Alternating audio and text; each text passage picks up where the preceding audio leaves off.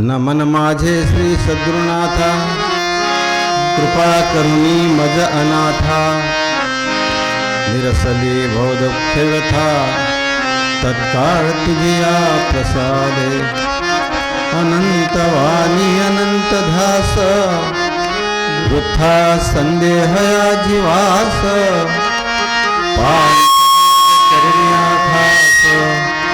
मुक्त केले बंधनी, तुझे स्थितीचा विचार, वधवी जीवा नित्यसार, इतुकी कृपा करी मजवर, जीवधारा कारणे, बहुपकारांची तुराशी,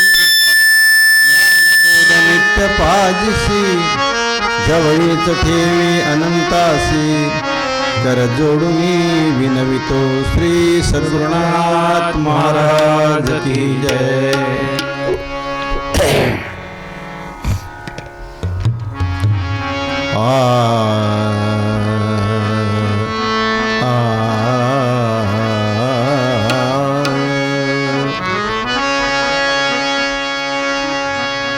मैं के ही कहो समुझाओ,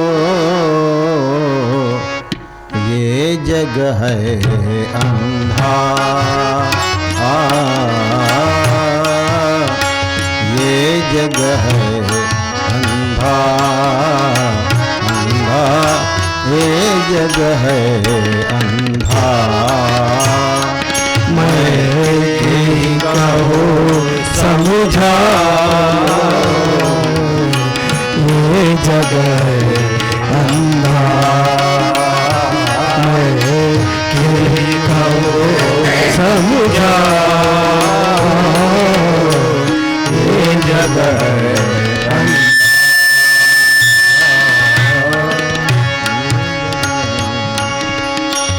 एक दुई होय तो उन्हें समझावो, एक दुई होय तो उन्हें समझाओ, सब ही भुलाने पेट के धंधा, ये जग है अंधा, अंधा ये जग है अंधा, अंधा ये जग है अंधा।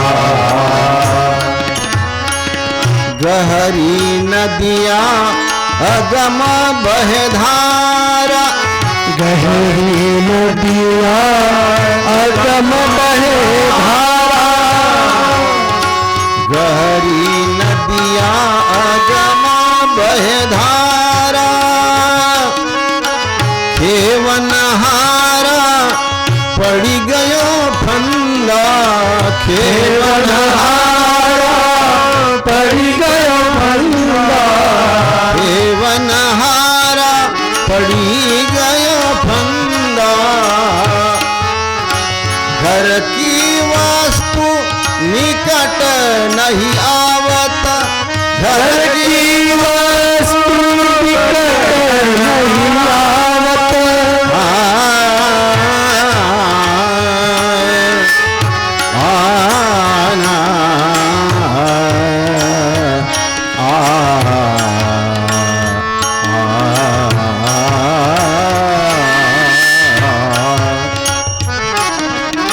घर की वस्तु निकट नहीं आवत, निकट नहीं आवत, दियना बारी के ढूंढत अंधा, ये जग है अंधा, अंधा ये जग है अंधा, अंधा ये जग है अंधा। लागी आग सकल बन जरी गो, लागी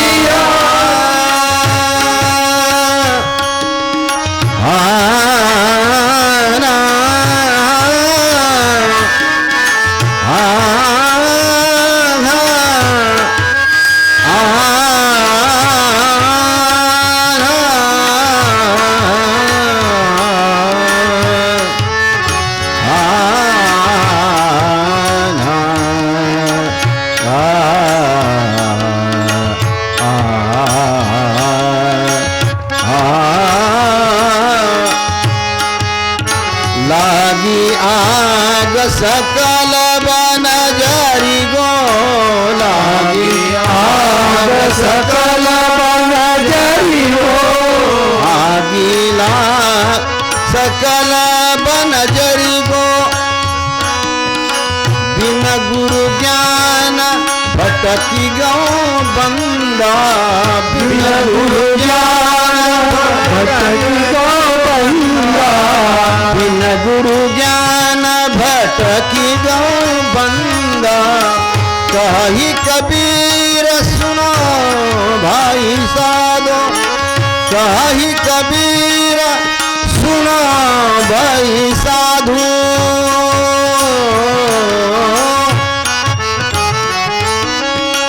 एक दिन जाय लंगोटी झार बंदा ये जग है अंधा अंधा ये जग है अंधा अंधा ये जग है अंधा जय जय पांडुरंग जय जय पांडुरंग जय जय पांडुरंग जय जय पांडुरंग जय जय पांडुरंग जय जय पांडुरंग जय जय पांडुरंग जय जय पांडुरंग जय जय पांडुरंग जय पांडुरंग जय जय पांडुरंग पांडुरंग जय पांडुरंग जय जय पांडुरंग जय जय पांडुरंग हरि जय पांडुरंग जय जय पांडुरंग जय जय पांडुरंग जय जय पांडुरंग हरि पांडुरंग हरि जय पांडुरंग जय पांडुरंग जय पांडुरंग हरि जय जय पांडुरंग जय जय पांडुरंग हरि जय जय पांडुरंग जय जय पांडुरंग पांडुरंग जय जय पांडुरंग पांडुरंग जय जय पांडुरंग जय जय पांडुरंग जय जय पांडुरंग जय जय पांडुरंग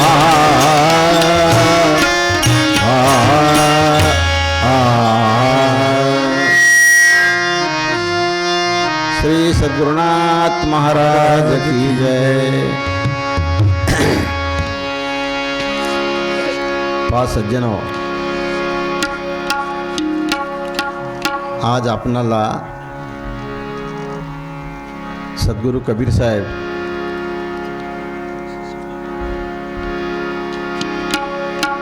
जीवाच्या कल्याणासाठी प्रचार आणि प्रसार करताना त्यांना आलेला अनुभव जिज्ञासू जीवासमोर ठेवत आहे। अनुभव असा आहे, मैं के ही कहो समझाओ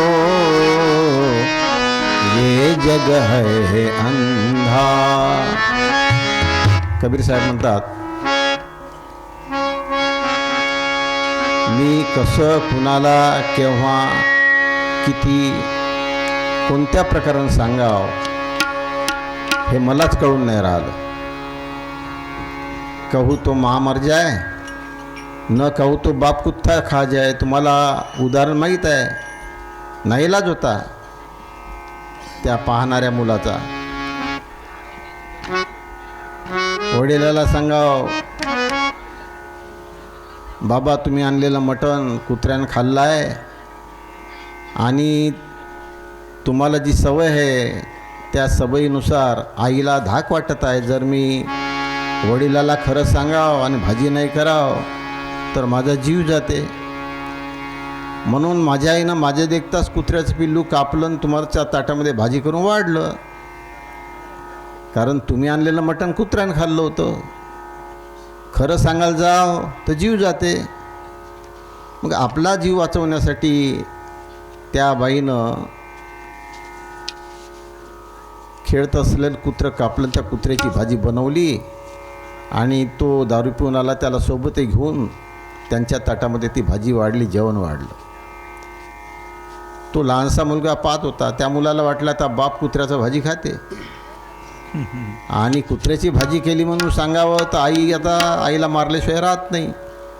अशा काही घटना आपल्या कुटुंबामध्ये, समाजामध्ये, सहयोग देणाऱ्या साथसंगतीमध्ये, नात्यागोत्यामध्ये अनेकदा घडत राहतात. काय करावं? म्हणून त्या मुलानं विचार केला, कहू तो मा मर्जी आहे. वडिलाला वस्तुस्थिती सांगून द्याव, काही बाबा तुम्ही आणलेल्या मटणची भाजी नाही कुत्र्याची भाजी हो म्हणून, तर माय मरल आता. आणि मायचा जीव वाचवासाठी सांगू नये तर बाप कुत्र्याची भाजी खाते.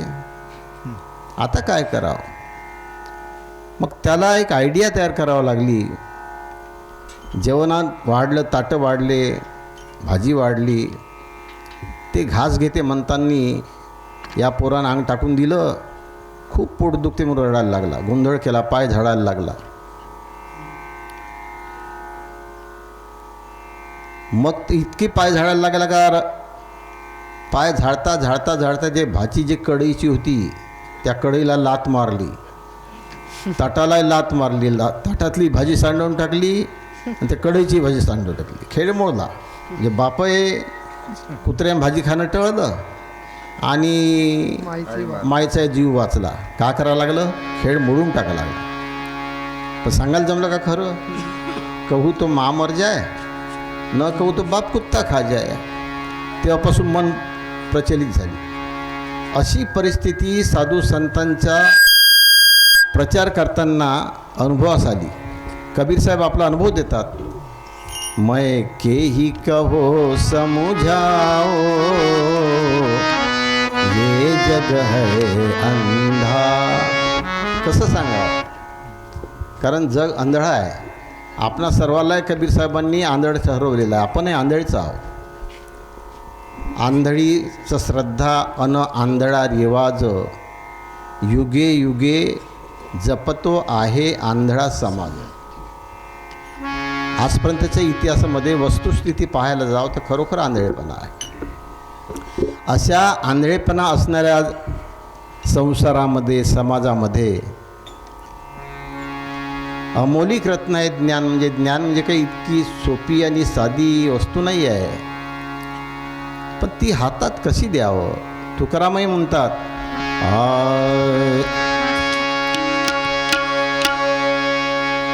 तुका म्हणे काय आंधळे या हाती, तुका म्हणे काय आंधळे या हाती, तुका म्हणे काय आंधळे या हाती, तुका म्हणे काय आंधळे या हाती, तुका म्हणे काय आंधळे या हाती, तुका म्हणे काय आंधळे या हाती. दिले जैसे मोती वाया जाय,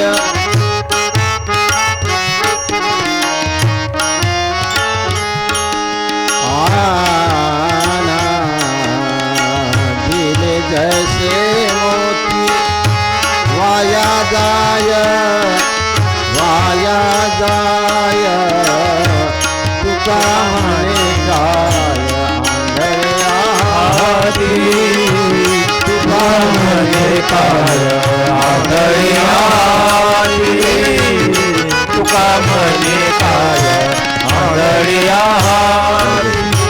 दिले जैसे मोती वाया जाय,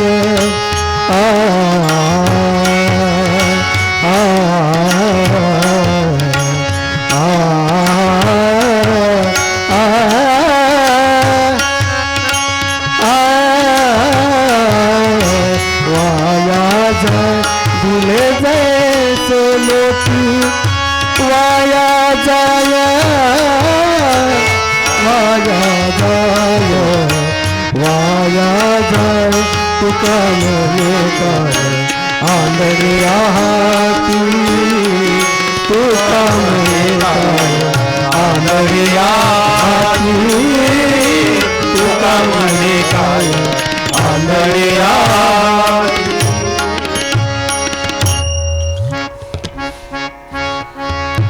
तुका म्हणे काय आंधळ्या हाती, दिले जैसे मोती वाया जाय. कारण एक दुई होय तो उन्हें समझाओ, सबही भुलाने पेट के धंदा, हे जग है अंधा. एक दोघं राहिले तर सांगता येईल समज, परंतु आंधळ्याचाच बाजार आहे पुरा. तिथं काय सांगावं. आपण नेहमीच उदाहरण ऐकता कीर्तनात. एक कुटुंब होतं, त्या कुटुंबामध्ये आई वडील आंधळेच होते. जन्माला आलेले मुलं 4-5 मुलं झाले ते जन्मताच आंधळेच होते. आणि 6वा मुलगा जन्माला तो होता डोळस, त्याला डोळ्याने दिसत होतं. तो लहानाचा मोठा झाला, खेळायला लागला. खेळता खेळता आई वडील भाऊ बहिणी जे बोलत होते ते याला उलट वाटलं सगळं. हा म्हणे सकाळ झाली सूर्योदय झाला. ते सगळे म्हणाले का तू पिसाट झाला का, तू कुठं सूर्योदय झाला रे, एवढ्या मोठ्या अंधारात तू काही दिसते की नाही, तुला कळते की नाही तुला. म्हणजे खरं त्याचं होतं, पण दबाव कोणाचा होता, आंधळ्यांचा, ज्यांना कळत नाही त्यांचा. आता तसंच आहे. हा कितीतरी प्रयत्न केला यांनी, काय करावं म्हणे या लोकांना, हे सगळे आंधळे आहे, मला प्रत्यक्ष सूर्य निघाला हे दिसत आहे. असं असताना माझं काहीच हे खांदी घेत नाही, खर मानत नाही. काही दिवस वाट पाहिली. काही प्रसंग असे असतात, काही काळ जाऊ द्यावा लागते, समयानुसार वागावं लागते माणसाला, धीर धरावं लागते. सबदिन होत न एक समान. कारण संत हे धीरगंभीर असतात. खूप खूप पचवावं लागते संतांना बऱ्याच गोष्टी. शंकरांना विष पचवलं म्हणजे काही प्रत्यक्ष विष नाही पचवलं, हे सोय विष. काही दिवसांनी मोठा झाला आणि तो मुलगा डॉक्टरच्या घरी गेला, दवाखान्यात गेला. त्यांना सांगितलं म्हणे आमच्या घरचे असे लोक आहे, काय करावं म्हणे. अरे बाबा म्हणे ते 7-8 जण आहे, तू एकटा आहे, तू का करशील. बरं चला तर म्हणे घरी थोडंसं तपासून तर घ्या. घरी डॉक्टरला आणलं. डॉक्टर घरी आल्याबरोबर आई वडील सांगायला लागले, डॉक्टर साहेब म्हणे हा पोरगा म्हणे आमचा पागल झाला म्हणे. एकच पोरगा म्हणे, 4ही मुली झाल्या, आम्ही दोघं बुडाबुडी, आणि पोरगा एकच, तो झाला पागल म्हणे.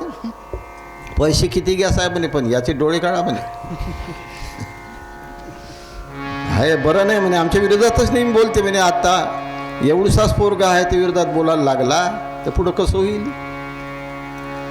पैसे किती घ्या म्हणे, पण याला म्हणे डोळे काढून द्या, म्हणजे याला आंधळ करा म्हणे. डॉक्टर म्हणे हे वेगळंच कुटुंब दिसून राहिलं. म्हणायचा मतितार्थ असा आहे की संतांना प्रचितीच अशी आली. कारण गीताय वाचणारे आहे, रामायण वाचणारे आहे, बीजेक वाचणारे आहे, अनेक ग्रंथ वाचणारे आहे जगात. अनेक धर्म आहे, अनेक जाती रीतिरिवाज आहे, पंथ आहे, संप्रदाय आहे. आणि सगळ्या समाजातील लोक सगळेच कळले असतात का, काही हितचिंतकही असतात, सज्जनही असतात. परंतु एक मला सांगावं असं वाटते, ज्या समाजामध्ये, ज्या कुटुंबामध्ये, ज्या धर्मामध्ये, ज्या जातीमध्ये जे काही 4-2 सज्जन लोक असतील, ते सज्जन लोक त्यांच्याजवळ सज्जनपणा असूनसुद्धा आपला सज्जनांचा धर्म राखत नाही, हे नवल आहे. सज्जनांचा धर्म काय, आपल्या समाजामध्ये कुटुंबामध्ये जे काही दुर्जन लोक आहे, अल्पमतीचे लोक आहे, नासमजीचे लोक आहे, की ज्या लोकांकडून बोलण्या चालण्या खाण्या घेण्यामध्ये अनेक चुका होत असतात, अशा लोकांना सांभाळण्याचा धर्म सज्जनांचा आहे. सज्जन पाहिजे कशासाठी. ज्या दवाखान्याच्या वार्डामध्ये एक डॉक्टर राहतो आणि 30 पेशंट राहतात, ते 30 पेशंट काही सगळे शुद्धच राहते का, काही शेंबडे राहते नाही, काही कसे राहते, काही वांती करते, काही लघवी करते, काही संडास करते, नाना प्रकारचे पेशंट त्या वार्डामध्ये राहते. डॉक्टर एकच राहते, त्याचा धर्म कोणता आहे. नाना प्रकाराचे जे पेशंट आहे त्या पेशंटना सांभाळावं, दुरुस्त करावं, नाही का, त्यांचा चिपळ पुसावा, शेंबळू पुसावा, लघवी केली आहे का तर ते बदलून टाकावं, दुसरं टाकून द्यावं. हा धर्म डॉक्टरचा आहे की त्यांना शिवाय देण्याचा आणि ते आहे तसंच राहू द्यायचा आहे? डॉक्टरचा आहे. त्या प्रकारे सज्जन प्रवृत्तीचे जे लोक कुटुंबामध्ये, समाजामध्ये असतात, जाती धर्म पंथ संप्रदायामध्ये असतात, त्यांचा धर्म आहे की आपल्या सभोवताल जे लोक आहे नासमजीचे, अज्ञानी, बिचारे विवश आहे, विवश असणाऱ्या जीवांना सांभाळणं, त्यांना उराशी घेणं, त्यांना काही वेळ काळ परिस्थिती पाहून सौम्य आणि मधुर वाणीनं समजून देणं, समजत नसेल तरी मान सन्मान अपमान सहन करणं, नुकसान सहन करणं, हा सज्जनांचा धर्म आहे. परंतु अज्ञानी लोक तर धर्म पाळतच नाही, पण सज्जने जर आपला धर्म पाळत नसेल तर कुणाला काय सांगावं मग आता? मैं के ही कहो समझाओ, ये जग है अंधा, एक दुई होय तो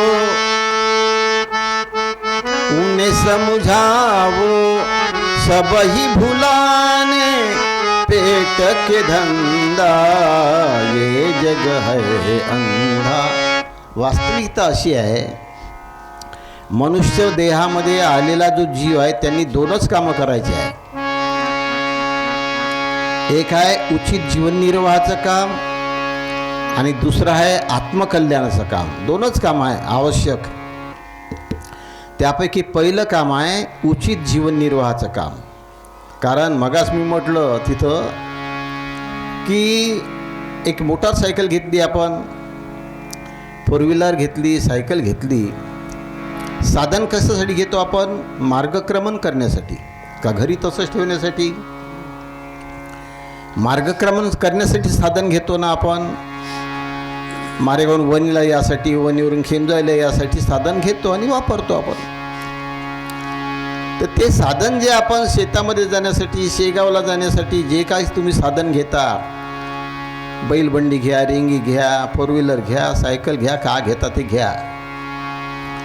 आता सकाळपासून संध्याकाळपर्यंत ते साधनच फिरवसत बसायचं का मार्गक्रमण करायचा? का करायचं? मार्गक्रमण. का ते साधनच पाहत बसत पुसपास करत राहायचं? आपलं कसं चालू आहे? जन्मभर एक एक दिवस चालला पण पोट भरणं संपून राहिलं. उदरनिर्वाहाचं साधन जे आहे तेच त्याच्याकडेच पाहतो आपण. लक्षात घ्या, संतांचा पुरावा आहे. प्रपंचाबाहेरी नाही आले चित्त, प्रपंचाबाहेरी नाही आले चित्त, प्रपंचाबाहेरी नाही आले चित्त, प्रपंचाबाहेरी नाही आले चित्त, प्रपंचाबाहेरी नाही आले चित्त, प्रपंचाबाहेरी नाही आले चित्त. केले करी नित्य व्यवसाय, केले करी नित्य, केले करी नित्य व्यवसाय,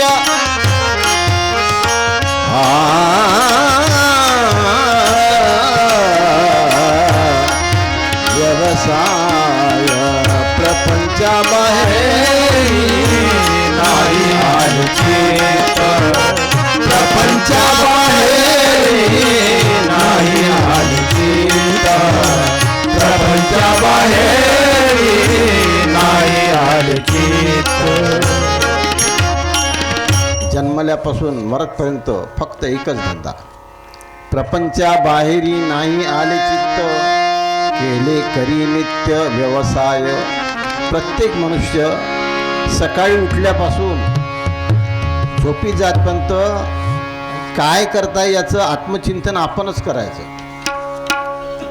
कुटुंबाचं पोषण पालन, स्वतःचं पोषण पालन, उदरनिर्वाह, शिक्षण, आरोग्य निवारा यासाठीच दिवसामागून दिवस चालले, परंतु संपलं का बाबाजी काम? काम नाही संपलं, अपुरंच आहे. असं एकाचंही निदान नाही का बस झालं. लक्षात. आता करणे नको काही, संत संगतीस नित्य पाही, आम्हा तुझे नको काही, हाची आदर्श संतांचा. संतांनी हे सांगितलं बाबा रे, जीवनामध्ये काय करायचं ते करा, परंतु पुरा वेळ 24 तास पुरं आयुष्यच एक तरी क्षण असा येऊ द्या की बस झालं बाबाजी, करणं झालं. आता सांगा काही काय असेल तर. समाजाची सेवा कोणाला करता येईल? अरे स्वतःचंच घर न स्वतःचंच पोट भरता येत नाही, तर समाजाची सेवा करायला वेळच कुठं आहे? तर असं काय घडलं त्याचं कारण का कबीर साहेब म्हणतात, एक दुई होय तो उन्हें समजाऊ, सबही भुलाने पेट के धंदा. पोटाचाच धंदा पूर्ण संपून नाही राहिला.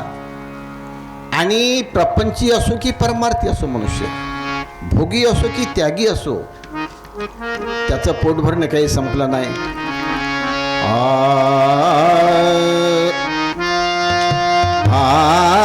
कलावती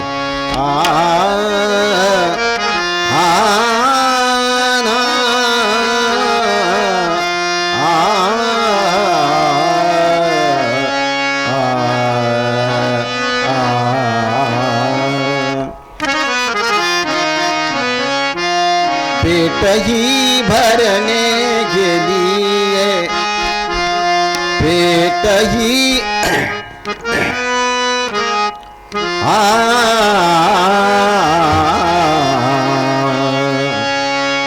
पेट ही भरने के लिए, पेट भरने के लिए घर भेष नाना रंग के, घर भेष नाना रंग के, पेट ही भरने लिए, पेट भरने के लिए घर भेष नाना रंग के, घर भेष नाना रंग के, पेट भरने के लिए, पेट भरने के लिए मांगते खाते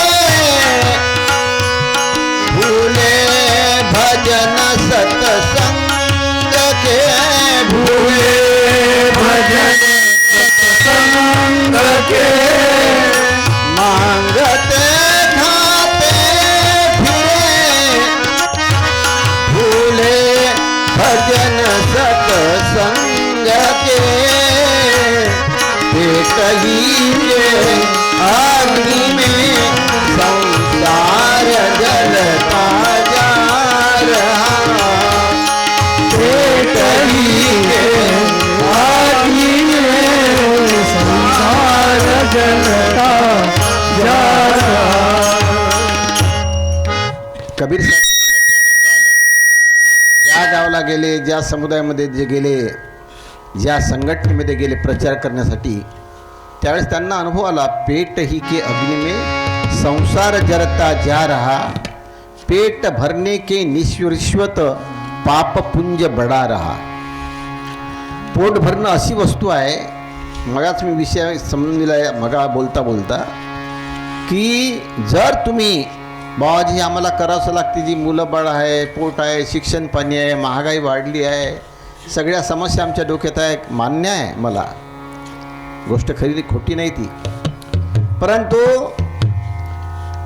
तेच करण्यासाठी पेट भरने, पेट ही के अग्नि में संसार जरता जा रहा, पेट ही भरने की रिश्वत पाप पुंज बडा रहा.